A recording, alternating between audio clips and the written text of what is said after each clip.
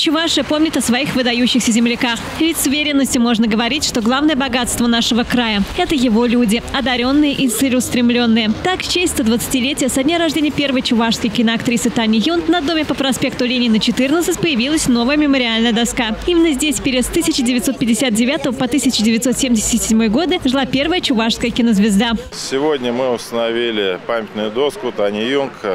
Это значимое событие. Почему? Потому что мы должны помнить наших граждан, которые внесли огромный вклад в развитие республики, в развитие страны. Таня Юнг – это актриса, которая зашла в советское кино, дала возможность узнать о Чувашии.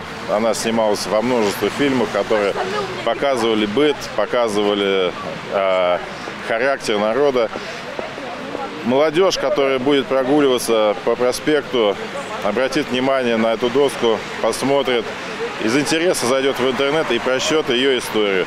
И это такое будет интересное событие для них, может быть, даже обсудят какие-то мероприятия, как она жила, где снималась.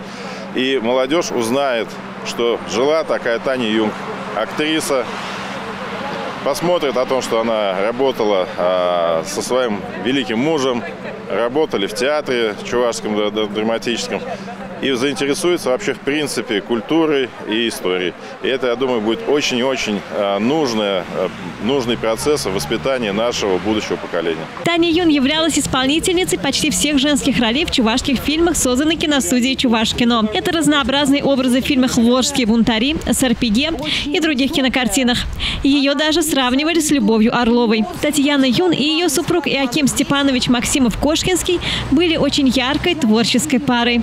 А инициатором создания мемориальной доски выступила племянница актрисы Светлана Березкина. Когда к нам пришла Светлана Ивановна и с таким эмоциями, с таким, знаете, прям одухотворением рассказывала про эту уникальную женщину, что мы сразу поняли, что в год выдающихся земляков нам надо обязательно запечатлеть и оставить частичку этого человека в душах наших жителей. Это возможно, когда есть памятная доска. Поэтому, Светлана Ивановна, огромное вам спасибо за вашу любовь, за ваше трепетное отношение к этой женщине, потому что благодаря вам эта история будет жить дальше в сердцах наших жителей. Актрисе пришлось испытать сталинские репрессии 30-х годов.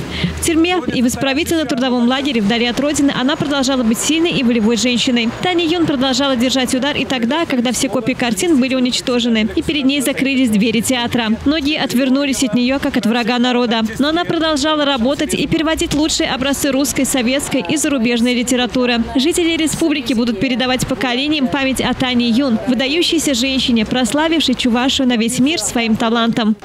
Что касается самой работы, личность Тани Юн очень своеобразная, интересная.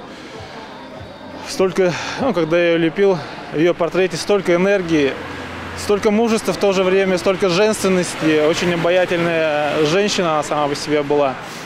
Я считаю, представительница чувашского народа из глубинки. И развела свой талант до максимума.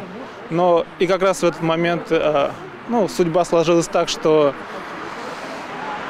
как об колено ее сломали, ее творческую деятельность. Я как творческий человек сочувствую ей, потому что когда тебя лишают того, чем ты живешь, это очень тяжело. Как-то в этом с ней мы сроднились. Благодаря Тане Юн весь мир с киноэкрана увидел нашу красивую женщину. Ее большие выразительные глаза, ее игра передавали своеобразие характера чувашки. Сейчас можно удивляться тому, что ее портреты украшали обложки журналов у нас в стране и за рубежом. Талант Тани Юн расцвел за годы работы в кино и на сцене. Я, конечно, как и многие из вас, слышала и знала о том, что у нас есть выдающаяся актриса. Мы гордились Таней Юн. Но когда я работала в Чувашском книжном издательстве, Светлана Ивановна к нам приходила.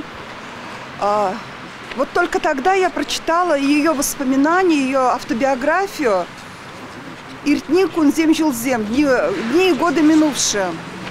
Знаете, Таня Юн – это человек, на которого наша молодежь могла бы равняться.